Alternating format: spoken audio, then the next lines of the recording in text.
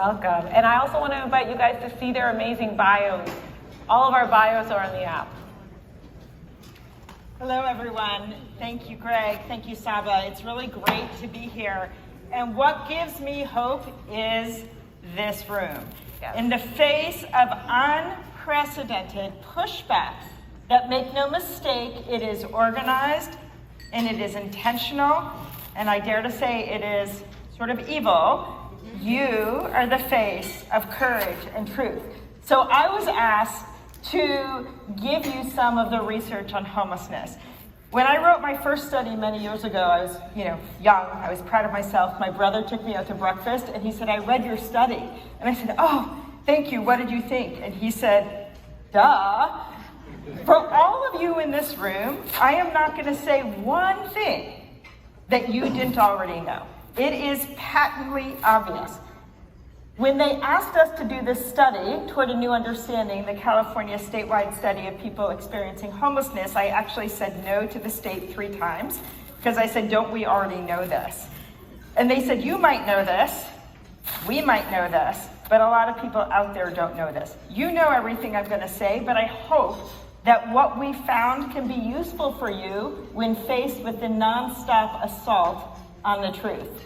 I want to give a shout out to my colleagues, Dr. Terry Young-Ponder and Des Martinez, who presented with me today and who were key parts of doing this study.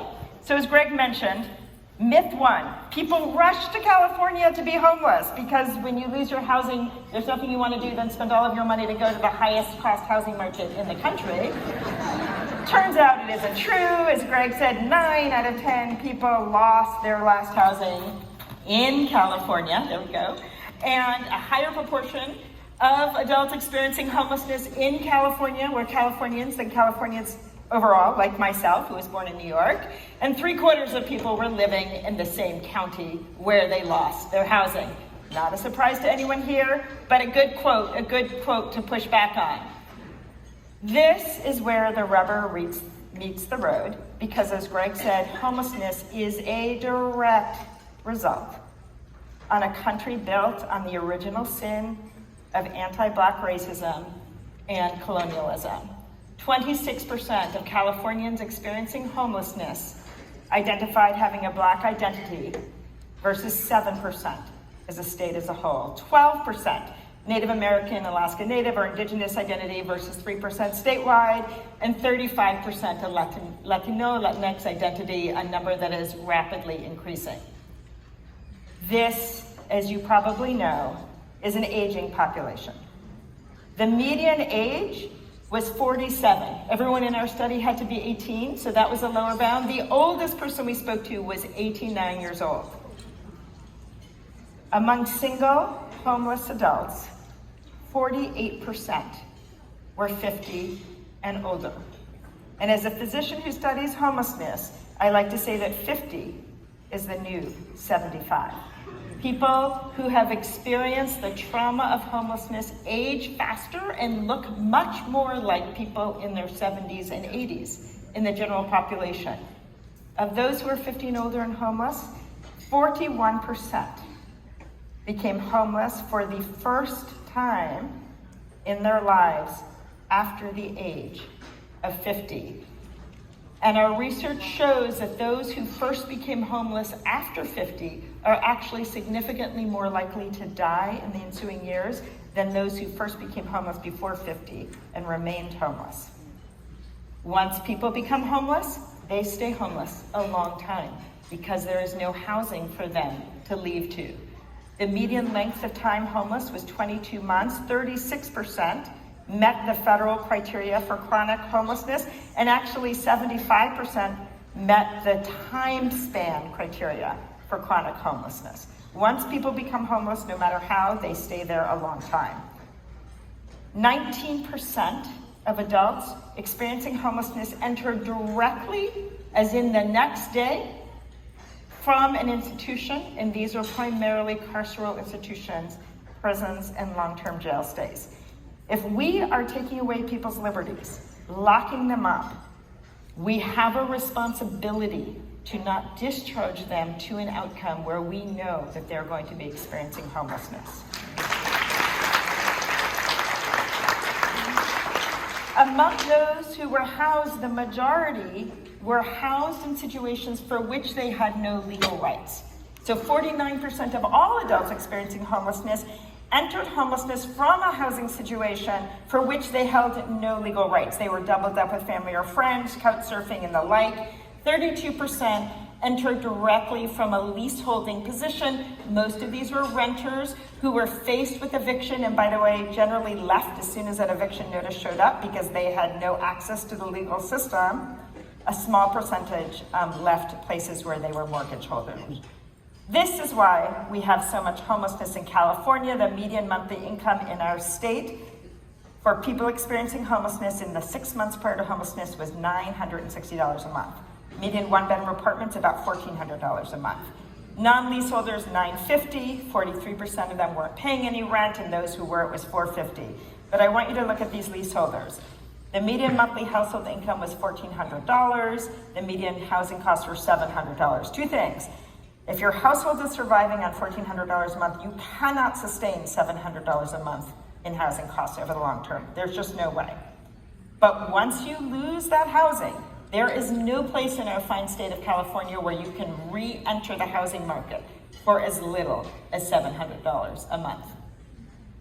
Once you experience homelessness in most of the West Coast, you do so in unsheltered settings. 78% were primarily unsheltered, most of those in non-vehicle settings, although 21% in vehicles. Only 22% of adults experiencing homelessness in California did so in a sheltered setting. But 41% told us that they had sought shelter but been unable to get it. We don't have enough shelter, so all of this talk about forcing people into shelters, there is no shelter. People's health was dramatically poor. 45% fair or poor health compared to about 15% in the population. 60% a serious chronic health condition, diabetes, cancer, congestive heart failure. And over 1 in 3 had difficulty with one of the 5 main activities of daily living. In the past 6 months, over a third had visited the emergency department, and over 1 in 5 had been in an inpatient hospital stay for a physical health concern. Lots of mental health disabilities. A quarter reported a diagnosis of PTSD. 31% had attempted suicide in their lives. And over 1 in 4 had been in a psychiatric hospitalization, but 44% of those after the first time that they experienced homelessness. 35% were using illicit drugs 3 or more times a week. About a third of them told us they started after they became homeless. In the West Coast, this is primarily driven by methamphetamines. 11% used opioids and 3% cocaine. Almost everyone who used non-prescribed opioids also used methamphetamines. 9% were heavy drinkers. Of participants who reported a substance use issue, 21% told us that they were seeking drug treatment, but could not find it. The people most likely to benefit from substance use treatment are those who are ready for it, who are ready to change. The doors are closed everywhere they look, and yet we're having all these wild conversations about forcing people into treatment when we are not nearly meeting the need. We tried to look who likely needed permanent supportive housing as opposed to a housing subsidy, and we found that about half of those who were homeless had either current regular substance use, heavy episodic alcohol use, hallucinations, or a recent psych hospitalization. We felt that this is a population who likely needs the voluntary wraparound services as in permanent supportive housing. From this, we said every route to ending this crisis, every single route flows through increasing access to affordable housing. There is no ending homelessness without solving the homeless problem, and that needs to be done using housing first methods. We need to acknowledge that through the trauma of homelessness and because of the increased risk for homelessness, many have behavioral health needs, and we need to provide supports to that. We need to expand targeted prevention, particularly, for instance, to focus on those leaving institutions. We need to increase household incomes. We cannot leave people to die outside, and we need to find them and bring them services. And we desperately need to embed racial equity in all that we do. Now, one more thing. There is a lot of pushback against permanent supportive housing. There are a lot of naysayers. And I want to show you that that is BS and give you some Probably shouldn't say that, but give you some stats to do that. A number of years ago, Santa Clara County asked us to identify the highest users, the most chaotic users of services who are chronically homeless, the folks who nobody believed could be housed.